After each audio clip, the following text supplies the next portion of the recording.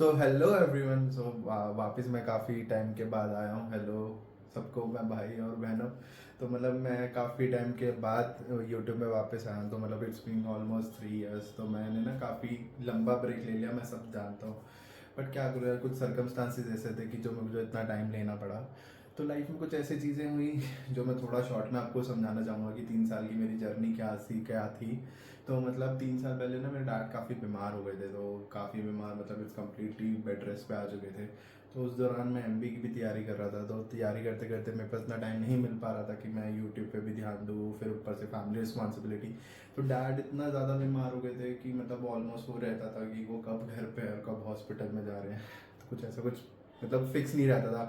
तो बहुत सारी चीज़ें थी लाइफ में जो मेरे को ना मैनेज करनी पड़ रही थी। तो धीरे धीरे ना मैंने काफ़ी सारी चीज़ें आपको मैं बताता हूँ कि क्या क्या हुआ था। तो मेरे डैड को एक बार हाई डायबिटीज़ हुई थी। तो हाई डायबिटीज़ के चलते ना उनको खांसी हो गई थी। तो काफ़ी से हल्का सा चेस्ट में कफ हुआ था। तो कफ वो इतना बढ़ के इतना चला गया कि उनको लंग्स फेलियर हो गए। तो लंग्स फेलियर के चक्कर में उनका ये हो गया था कि वो बिल्कुल बाहर आ नहीं जा सकते, कहीं घूमने नहीं जा सकते, कंप्लीटली बेड पे रहते थे और घर पे ही रहते थे। मतलब घर में जैसे दूसरे रूम से बाहर ड्राइंग रूम तक चले गए या दूसरे तीसरे रूम में चले गए। तो दैट्स इट। उनमें भी ये रिस्ट्रिक्शन रहती थी कि उनको ऑक्सीजन के बिना सोना भी नहीं होता था। मतलब लाइक आर्टिफिशियल ऑक्सीजन कंसनट्रेटर आता था। सबको ही पता होगा कि कोविड में काफ़ी लोगों ने सुना भी होगा। तो वही मेरे डैड ऑलमोस्ट यूज़ करते थे। मतलब मोस्टली उनको ये ऑक्सीजन पाइप लगा रहता था सर्वाइविंग के लिए। तो फिर उसके बाद ना ऐसा हुआ था कि चलते चलते ना कोविड भी आ गया था। तो कोविड में भी हमारे लिए बहुत सारी चीज़ें दिक्कत वाली आ गई थी। तो मेंटली इमोशनली भी काफ़ी हम लोग सफ़र कर रहे थे। फाइनेंशियली भी काफ़ी लोग कर रहे थे। तो मतलब मेरे साथ नहीं, क्या सभी के साथ हुआ था। फर्स्ट लॉकडाउन तो सभी के लिए नया था, किसी को पता नहीं था क्या हो रहा है क्या नहीं हो रहा। बट तो हम लोगों के लिए भी बहुत डिफिकल्ट था। और आफ्टर ऑल मेरे घर पे डैड थे जो काफ़ी बीमार रहते थे। तो आपके घर में एक पेशेंट होता है ना, तो आपको ना 100 टाइम्स ज़्यादा सोचना पड़ता है एक नॉर्मल पर्सन से। नॉर्मल पर्सन से आपको ज़्यादा प्रिकॉशन लेने पड़ते हैं। तो काफ़ी लोग प्रिकॉशन ले रहे थे, तो हम भी उसमें से थे वन ऑफ दैट कि हम भी एक प्रिकॉशन ले रहे थे अपने डैड के लिए। बट ठीक है, फर्स्ट लॉकडाउन तो जैसे जैसे निकल गया। लॉकडाउन निकलते निकलते सारी चीज़ें नॉर्मल भी होने लग गई थी। वो लेके टाइम आई गया, सेकेंड लॉकडाउन भी आ गया था। तो जब सेकेंड लॉकडाउन आया तो मेरे डैड को कोविड हो गया। पहले मैं बीमार पड़ा, फिर मेरी मम्मी बीमार पड़ी, फिर मेरा ब्रदर बीमार पड़ा और एंड ऑफ द डे मेरे डैड भी बीमार पड़ गए। तो डैड जैसे बीमार पड़े तो उनकी सिचुएशन इतनी वर्स्ट हो गई थी। फिर हमने उनको नियर बाय हॉस्पिटल में एडमिट करा। नियर बाय हॉस्पिटल से एडमिट होते होते उनको फिर हम मैक्स हॉस्पिटल ले गए। तो मैक्स हॉस्पिटल में उनका ट्रीटमेंट चला। मैक्स हॉस्पिटल से भी उनको शिफ्ट करके अपोलो में भेजा गया क्योंकि अब मैक बस भी बेड नहीं थे। तो वहाँ पे हमारा उनका ट्रीटमेंट चला। तो इसमें कि हम 3-4 दिन तक उन्हें छोड़ के आए थे। वहाँ पे हमें सबको ही पता था क्वारंटाइन करके रखा जाता, तो कोई रुकना अलाउड नहीं होता था। तो मेरे डैड को हम 3-4 दिन पहले ही छोड़ के आए थे तो हॉस्पिटल में कि भाई आप अपना ध्यान रखना और सब चीज़ें ठीक हो जाएंगी। डॉक्टर ने भी बोला कि आप जब जा सकते हो आप इनको यहीं पे एडमिट करा दो। और हम लोगों ने उनको एडमिट करा के हम वापस घर चले गए। अगले दिन हमें फ़ोन आता है कि उनकी सिचुएशन ठीक है। अगले दिन मैं थोड़ा ठीक था, मम्मी और भाई स्टिल बीमार थे। तो मैं ठीक था तो मैं हॉस्पिटल विज़िट करके गया। तो चीज़ें मैंने देखा, आंखों देखा चीज़ें जो न्यूज़ में और काफ़ी लोगों के साथ सफ़र हो रही थी। ये लॉकडाउन में बहुत ही ज़्यादा वर्ष था। मतलब न्यूज़ में जो दिखा भी नहीं रहे थे, लिटरली वो मैंने आंखों से देखा। जैसे लाइक हम मूवीज़ देखते हैं ना, मूवीज़ में जो होता है कि सिंपल सी कि लोग भगदड़ मच रही है, हॉस्पिटल में बुरा हाल है, एम्बुलेंस से एम्बुलेंस आ रही है, रोडों पे एम्बुलेंस घुस रही है, लोग एक दूसरे को बचाने में लगे हुए हैं। तो लिटरली मैंने वो चीज़ देखा हुआ था। मतलब मैं, आप बिलीव नहीं करोगे, मैंने अपनी आंखों से ऐसे देखा लोग मतलब अपने पेरेंट्स को, फैमिली मेम्बर्स को ऐसे हाथों में लेके जा रहे हैं हॉस्पिटल के अंदर अंदर। तो वो मेरे लिए भी बड़ा वर्स्ट सिचुएशन था जो मैंने आंखों देखा। मैं भूल भी नहीं पाता वो चीज़ कभी यार। तो फिर उस दौरान देखा तो मैं डैड से भी मिलने में गया, 2-3 बार ही गया। तो चीज़ें उनकी तबीयत ठीक नहीं थी। डॉक्टर ने भी बोला था is in serious condition. But हर कोई इंसान होप करता है कि नहीं, उनका जो फैमिली मेम्बर है वो बच जाए जैसे वैसे करके। तो मैंने भी होप रखी थी कि मेरे डैड काफ़ी टाइम में जल्दी ठीक हो जाएंगे। बट अनफॉर्चुनेटली नहीं हो पाया। 3-4 दिन बाद एक न्यूज़ आती है, बैड न्यूज़, कि आपके ऐसे फादर साहब नहीं रहे। तो आई वॉज लिटरली शॉक। मेरे लिए पैरों तले में जर्नी में खिसक गई क्योंकि मैं थोड़ा फैमिली ओरिएंटेड हूँ, बहुत इमोशनल भी हूँ। तो अपनी फैमिली को लेके लाइक बहुत प्रोटेक्टिव या बहुत कंसर्न हूँ मेरे। तो मैंने ठीक है, फिर मेरी लाइफ में वो हुई। मेरे को उससे याद आते 1 साल लग गया बाहर निकलते निकलते हैं। बट मैंने कभी सोचा नहीं था कि मेरे साथ इतनी जल्दी होगा ये। क्योंकि देखो लाइफ में सब चीज़ें होती रहती हैं, बट आप एक छोटी सी एज 25-26 साल कोई एज नहीं होती जब आपके पास एक फैमिली रिस्पॉन्सिबिलिटी आ जाए, आपके डैड आपको साथ छोड़ के चले जाएं। बट ठीक है, वो दुनिया से गए हैं, बट मेरे साथ फिर भी साथ में है कहीं ना कहीं। तो यही सब चल रही थी लाइफ में चीज़ें, इस वजह से मैं वीडियो नहीं बना पा रहा था। काफ़ी टाइम हो गया था कि मैं वीडियो में कॉन्सेंट्रेट नहीं कर पा रहा था, क्योंकि आप यही है ना, आप यूट्यूब पे तभी आ सकते हो जब आप एक मेंटली इमोशनली भी ठीक हो। बट जब आप एक मेंटली इमोशनली इतना सफ़र कर रहे हो तो मुझे नहीं लगता कि यार कोई भी इंसान यूट्यूब पे आके अपनी स्टोरी बताना चाहेगा। बट ठीक है, मैंने लाइफ में वो बुरा वक्त देखा, बट ठीक है, थोड़ा टाइम लगा कम अप करने में। तो इट्स बीन लाइक 2 साल होने वाले हैं। तो मेरे साथ भी ऐसी कुछ ट्रेजेडीज़ हो गई थी लास्ट ईयर। मेरे को डिस्क बल्ज हो गया था।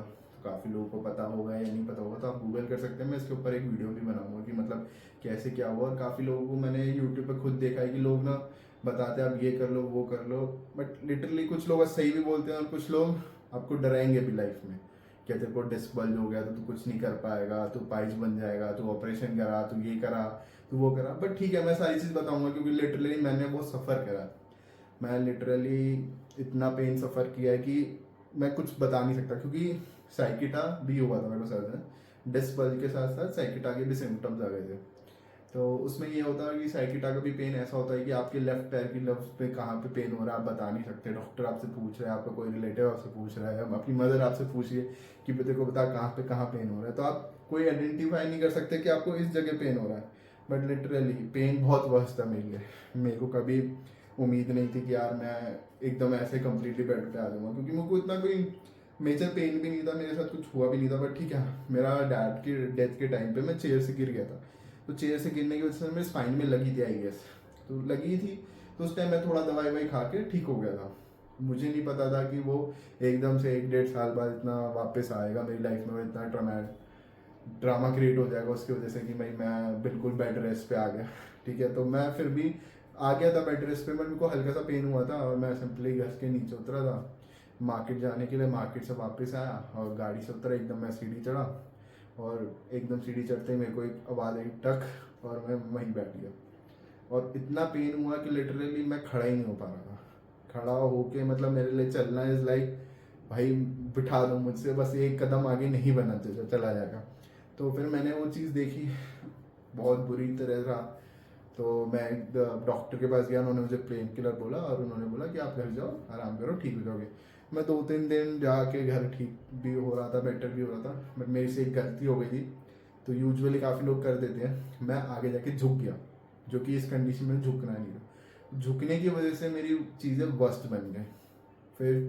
फिर मैं एक अपने नियर बाय हॉस्पिटल में गया, जब मेरे को बहुत ज़्यादा पेन हो रहा था, मेरा पेन में कोई रिलीफ नहीं मिल रहा था। तो मैं अपने नियर बाय हॉस्पिटल में गया, तो वहाँ पे हॉस्पिटल में डॉक्टर्स ने बोला, काफ़ी रिनॉन हॉस्पिटल है, काफ़ी मतलब नाम है उसका साउथ दिल्ली में। तो मैं गया, तो उन्होंने बोला कि यार हम आपको एडमिट नहीं कर पाएंगे, हम आपको simply high dose pain killer दे के आपको घर भेज देंगे, आप अगले दिन आके स्पाइन डॉक्टर ऑर्थोपेडिक या स्पाइन वाले स्पेशलिस्ट को दिखा लेना। तो मेरी मम्मी ने भी बोला कि भाई हमारे लिए, मेरा घर है जो फर्स्ट फ्लोर पे है, मैंने कहा मेरे लिए ऊपर चढ़ना और ऊपर से नीचे उतरना इज़ नॉट सो ईजी इस कंडीशन में जब आप 1-2 कदम भी नहीं रख पा रहे। तो फिर हमारा कुछ नोन थे, हमारे क्या कहते हैं, कोई फैमिली डॉक्टर थे, तो उनका खुद का एक छोटा सा हॉस्पिटल है दिल्ली में ही। तो वहाँ पे मैं एडमिट हुआ, मेरे काफ़ी टेस्ट हुए, मेरे MRI है। तो MRI होने के बाद मुझे पता चला कि मेरे L3 L4 में गैप आ गया, जिसकी वजह से मुझे ये दिक्कत हो रही है। तो टचवुड उन डॉक्टर ने मुझे इतना अच्छा ट्रीट करा कि लिटरली मैं आपके सामने खड़ा हूँ। बट मुझे काफ़ी लोगों ने बताया था कि नहीं वो डॉक्टर सही नहीं है, काफ़ी नहीं है। बट लिटरली भाई मैं टचवुड कहता हूँ कि उन्होंने जो मुझे मेडिसिन प्रिस्क्राइब करी थी, उन्हीं से ही मुझे काफ़ी रिलीफ मिला, मेरी चीज़ें उन्हीं से सही हुई। उसके बाद भी मैंने दिल्ली के अच्छे खासे बड़े हॉस्पिटल में दिखाया था। मैं उनका नाम नहीं लेना चाहूँगा, डॉक्टर का भी नहीं और हॉस्पिटल का भी, क्योंकि मैं नहीं चाहता कि काफ़ी लोग उस पर कॉमेंट करें कि यार ऐसे नहीं ऐसे वैसे, तो मैं नहीं चाहता। बट उन डॉक्टर के पास मैं गया, लिटरली मेरे 5,000-6,000 रुपये खर्च हुए, 2-2.5 हज़ार रुपये की उनकी फ़ीस थी लिटरली। फिर मेरा मतलब सब कुछ दवाई ववाई मिला के 5-6 हज़ार रुपये का मेरा खर्चा हुआ। वो लिटरली मुझे देखने से पहले मेरी फर्स्ट विजिट थी, उन्होंने मुझे एग्जामिन करा। उन्होंने मेरे को सिंपल बोला, मेरी मम्मी को डरा के कि भाई अगर ये दवाई से सूट नहीं कर रही तो ये अपाहिज हो जाएगा, आपको अपने बेटे का ऑपरेशन करवाना पड़ेगा। तो मतलब उन डॉक्टर का ये था कि मतलब कोई होप नहीं देना, लिटरली तुम्हें डरा रहे थे कि अगर तुम नहीं ट्रीट कराओगे तो भाई तुम कंप्लीटली बेड पे ही आ जाओगे, अपाहिज बन जाओगे, तुम्हें ऑपरेशन करवाना ही पड़ेगा। मैं भी सुन के एक बार ही मैं डर गया, मेरे आंखों में आंसू आने लगे कि यार ये क्या हो गया एक छोटी सी उम्र में। और मैं कभी नहीं चाहता हूँ, मैं लिटरली क्या, मैं खुद क्या, मैं किसी को भी रिकमेंड नहीं करूंगा कि भाई तुम ऑपरेशन कर, क्योंकि आपकी बॉडी में एक बार जब कट लग जाता है ना, तो लिटरली आज नहीं तो कल, नहीं तो परसों, कभी ना कभी आपकी लाइफ में वो पेन वापस आता है। तो मैं वो पेन सफ़र नहीं करना चाह रहा था। फिर मैं वापस आ गया, मैंने दवाई भी खाई, बट मुझे लिटरली कोई आराम नहीं आया। मेरी कंडीशन और भी वर्स बन गई, मुझे पेन वापस आने लगा। पेन भी ऐसा कि मतलब बहुत ज़्यादा पेन आने लगा वापस, मतलब कुछ आराम नहीं पड़ा, क्योंकि मैंने वो पुरानी मेडिसिन जो पुराने डॉक्टर ने प्रिस्क्राइब करी थी वो भी छोड़ दी थी। नए वाले डॉक्टर की प्रिस्क्राइब करी हुई दवाई खा रहा था, तो उससे मुझे कोई आराम नहीं आ रहा था, धीरे धीरे पेन ही मेरा वापस आ रहा था। तो पेन वापस आ रहा था, तो मैंने कहा यार ये तो चीज़ें वर्स्ट हो रही हैं, मैं इन डॉक्टर की दवाई कंटिन्यू नहीं कर सकता, मुझे और किसी डॉक्टर को रिकमेंड करना पड़ेगा अपने लिए। तो फिर मुझे मेरे रिलेटिव ने सजेस्ट करा कि सफदरजंग जाओ एक बारी, सफदरजंग या एम्स। तो सफदरजंग में मैं स्पोर्ट्स इंजरी गया, तो स्पोर्ट्स इंजरी वालों ने मुझे रेफ़र कर दिया सफदरजंग हॉस्पिटल में, आप जाइए, वहाँ पे ऑर्थोपेडिक है, वहाँ पे ऑर्थोपेडिक को दिखाएंगे। तो ऑर्थोपेडिक पे मैं गया, तो उन्होंने मुझे एग्जामिन करा। उन्होंने मुझे एक चीज़ बोली कि आप अभी 70-80% ठीक हो, आपको ऑपरेशन की कोई नीड नहीं है। ऑपरेशन हम आपके वर्स्ट कंडीशन में करते हैं कि जब आपको कुछ चीज़ें ऐसे है कि बहुत ज़्यादा ही आपका पैर मूवमेंट नहीं कर रहा, आपका पैर चलते हुए झटका मार रहा है, बट लिटरली आपका पैर सारा मूवमेंट कर रहा है, अब धीरे धीरे आप ठीक हो जाओगे। फिर उन्होंने मेरे को पूरा अच्छे से और एग्जामिन करा। फिर उन्होंने मुझे कुछ एक्सरसाइज बताई कि आप ये एक्सरसाइज करो, आपकी जो लेग की बैक की स्ट्रेंथ वापस आए। तो उन्होंने, मैंने करा, काफ़ी चीज़ें अच्छी, और उन्होंने मुझे एक चीज़ और सजेस्ट करी, लिटरली मैं सबको सजेस्ट करूँगा अपने एंड से कि गो फॉर फिजियोथेरेपी। फिजियोथेरेपी के अलावा इसका मुझे नहीं लगता कोई ट्रीटमेंट है। लिटरली मैंने 1-1.5 महीना 2 महीना लिटरली फिजियो करवाई है, लिटरली डेली फिजियो कराई है। और मेरा ऐसा हो गया था कि पहले मैं 5-15-20 कदम रखता भी था तो मेरा पेन वापस आने लगता था। धीरे धीरे जैसे मैंने फिजियो कराना स्टार्ट किया ना, मैं लिटरली दिन का 4 किलोमीटर चलने लग गया था। मैं खुद भी यकीन नहीं कर पा रहा था कि यार मैं 4 किलोमीटर चल भी पाऊंगा, बट मैंने कभी हिम्मत नहीं हारी। देखो गैस, हिम्मत हार जाओगे ना तो आपकी जो छोटी सी बीमारी है ना वो भी बड़ी बन जाएगी। कहते हैं ना, छोटा सा भी पेन अगर आपने बर्दाश्त नहीं करा और आपने उसको बहुत हवा बना दिया तो वो भी बहुत बड़ा बन जाएगा आपके लिए पेन।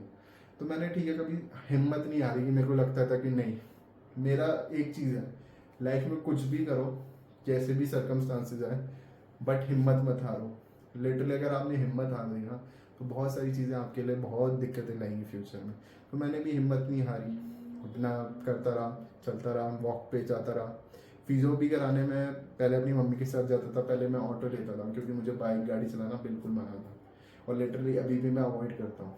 इट्स बीइंग लाइक, मेरे को अक्टूबर में हुआ था और आज आप देख सकते हो मार्च है, तो अभी भी मैं गाड़ी और बाइक बिल्कुल अवॉइड करता हूँ। गाड़ी मैंने फिर भी 1-2 बार चला ली थी, बट लिटरली मैं बाइक चलाना बिल्कुल अवॉइड करता हूँ।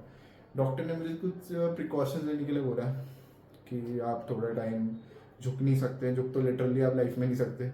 आपको अगर बैठना भी है तो झुक के बैठना भी है तो नीचे एकदम यूँ बैठना है, मतलब एकदम आगे जाके झुकना नहीं है, वरना उससे और आपकी सिचुएशन वर्स बन सकती है। तो उन्होंने बोला कि आप 5-6 महीने प्रिकॉशंस लो और लाइफ में आपको दोबारा नहीं आएगा। बट मेरे काफ़ी बहुत फेमस हमारे यूट्यूबर भी हैं, तो उनका भी मैंने एक, क्या कहते हैं, अपना बता रहे थे कि लाइक उनको जिम की वजह से, लाइक कंपटीशन की वजह से डिस्क बल्ज हो गया था, बट मैं उनको देखता हूँ कि वो आज भी अपनी नॉर्मल लाइफ में वापस हैं और मतलब एकदम मोटिवेशन है, तो मैं उनसे बहुत मोटिवेट होता हूँ। लिटरली मैं मतलब जब मैंने उनको यूट्यूब पे फॉलो करना स्टार्ट किया था तो लिटरली उनके 2-2.5 सब्सक्राइबर, 200-250 ही होंगे आई गेस, 200-250 सब्सक्राइबर थे, या 2-2.5 हज़ार होंगे, मुझे याद नहीं है, बट आज की डेट में काफ़ी है। और मतलब वो ऐसे बंदे, मतलब डाउन टू अर्थ मुझे तो लगते हैं। आज तक यूट्यूब इंडस्ट्री में मुझे तो कोई इतना डाउन टू अर्थ नहीं दिखा, मैं काफ़ी 2-3 यूट्यूबर से मिला भी हूँ, बट इतना डाउन टू अर्थ कोई नहीं मिला, बट वो लिटरली मेरे लिए डाउन टू अर्थ बंदे हैं। मैं उनका डेली, मतलब मेरे को बड़ा अच्छा लगता है उनके ब्लॉग्स देखना। इन फ्यूचर में बताऊंगा अभी कौन है वो, मेरे को इंस्पायर करते हैं काफ़ी। ठीक है, उनके साथ भी ये चीज़ हुई थी, बट आज की डेट में वो भी अपनी लाइफ में बहुत अच्छा कर रहे हैं। ट्रैवल कर रहे हैं, गाड़ी चला रहे हैं, बाइक चला रहे हैं, स्पोर्ट्स बाइक ले रखे इन्होंने और स्पोर्ट्स कार भी उनके पास, तो मतलब है। इन फ्यूचर नाम बताऊंगा, रिवील करूंगा डेफिनेटली, अगर इन फ्यूचर हुआ तो उनको मिलके उनके साथ एक ब्लॉग भी बनाऊंगा कि लिटरली भाई मैं जब ये चीज़ों से सफ़र कर रहा था तो मैं आपके व्लॉग्स देख देख के ही मतलब मेरे को एक मोटिवेशन आई कि नहीं, लाइफ में दोबारा इंसान कर सकता है, दोबारा लाइफ में हिम्मत नहीं हार के जीत सकता है। तो मैं लिटरली सबको ये सजेस्ट करूँगा कि यार हिम्मत मत हारो, चीज़ें लाइफ में चलती रहती हैं।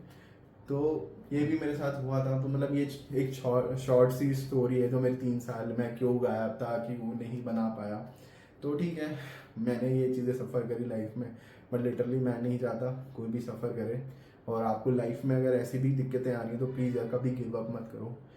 4 चीज़ें लोगों की सुनो, 4 चीज़ों को समझो कि कैसे क्या करना है। मतलब एकदम से डिसीजन मत लो कि लाइफ में ये हो गया तो ये कर लेते हैं। शांति से लो डिसीजन, 4 लोगों को सुनो। बेस्ट पॉसिबल ये हो सकता है अवॉइड ऑपरेशन। पहले अपने सारी चीज़ें कर लो, पहले आप अपना डॉक्टर को दिखा लो, मेडिकेशन कर लो, फिजियोथेरेपी कर लो। नहीं होता देन आपके पास लास्ट कोई ऑप्शन नहीं बनता, देन आप ऑपरेशन पे आओ। मैंने काफ़ी लोग देखा है मेरे फ्रेंड सर्कल में कि भाई वो डायरेक्टली ऑपरेशन करवा के बैठे हैं इस चीज़ के लिए। मैं लिटरली सजेस्ट नहीं करूँगा। अगर आपने स्पाइन का ऑपरेशन बहुत लिटरली बहुत बड़ा होता है, ठीक है, लिटरली बहुत बड़ा होता है, मतलब आज नहीं तो आपको कल वो सफ़र करने के लिए आपकी लाइफ में वापस आ सकता है। तो मैं कभी सजेस्ट नहीं करूँगा, क्योंकि यार आप देखो कभी भी कटी हुई चीज़ें वापस सही नहीं होती। चाहे आप पेपर काट लो, दोबारा चिपका लो, बट उसमें वैसे फिनिशिंग कभी नहीं आएगी। तो इस बेटर है कि यार आपकी लाइफ में बैग बहुत बड़ा रोल प्ले करता है। मैं लिटरली मैं अपनी कभी इतना सीरियस नहीं लेता था चीज़ों को, अपनी हेल्थ को बीच में लेता था, कभी नहीं लेता था, मतलब ऑन एंड ऑफ चलता रहता था। बट लिटरली यार मैंने चीज़ों को सफ़र किया है, तो मैं नहीं सजेस्ट करूँगा कि भाई आप लोग भी लाइफ में लाइटली लो। बट मैं अपनी जो बीमारी हुई थी, मुझे डिस्बल जो साइकिटा हुआ था, तो उसके ऊपर भी मैं एक वीडियो बनाऊंगा कि भाई मैंने क्या क्या चीज़ें करी। इन फ्यूचर चाहे वो किसी की हेल्प करे तो भाई मेरे लिए बहुत बड़ी बात होगी कि मैं किसी की हेल्प कर पा रहा हूँ। क्योंकि मेरे टाइम पे देखो, मेरे टाइम पे कोई मुझे बताने वाले नहीं था, क्योंकि मेरे नोन, मेरे फ्रेंड्स, मुझे किसी को नहीं पता था कि मेरे को डिस्बल्ज हुआ है, या मेरे को नहीं पता था उनको कभी ये प्रॉब्लम हुई है। पर धीरे धीरे अब मुझे पता चलता है कि भाई ये काफ़ी कॉमन है, काफ़ी लोगों को होती है। तो इसके काफ़ी ट्रीटमेंट्स आते हैं। रेदर देन आप ऑपरेशन से पहले काफ़ी सारी चीज़ें इसके थेरेपीज़ होती हैं, फिजियोथेरेपी होती है, कोई क्या कहते हैं, बहुत सारी चीज़ें होती हैं। तो मैं तो अपने लिए रिकमेंड जो मैंने करा है भाई, मैंने फिजियोथेरेपी करा था अपने लिए, तो मेरे को काफ़ी आराम आया। और लिटरली भाई मैं टचवुड कह सकता हूँ कि मेरा पेन फिजियोथेरेपी के बाद ही गया। 40-50% मेरा दवाइयों ने काम करा, तो 40-50% मेरा फिजियोथेरेपी ने। मतलब ऐसा नहीं है कि सिर्फ मैं लिटरली ब्लाइंड होकर दवाइयाँ पे ही था, मैंने फिजियोथेरेपी ही स्टार्ट करी। और लिटरली यार ये प्रॉब्लम्स के लिए तो मैं खुद ही रिकमेंड करूँगा, आप एक्सरसाइज करो, फिजियोथेरेपी करो, तो आप ज़्यादा जल्दी से ठीक हो सकते हो, रेदर देन आप ऑपरेशन और या किसी दिन में। देखो डॉक्टर लोग कहेंगे आपको कि ये करा लो वो करा लो, बट काफ़ी लोग की सुनो, समझो कि कैसे क्या चीज़ें होती हैं। तो इस ब्लॉग को ज़्यादा बड़ा नहीं करते हैं, आई नो बहुत बड़ा हो गया है, बट ठीक है यार, अब मैं कोशिश करूँगा कि कंटिन्यू रखूँ और आगे चल के भी आप लोगों के लिए कुछ ना कुछ अच्छे कंटेंट लेके आऊँ। बट मिलते हैं नेक्स्ट ब्लॉग में। Till then bye bye, take care,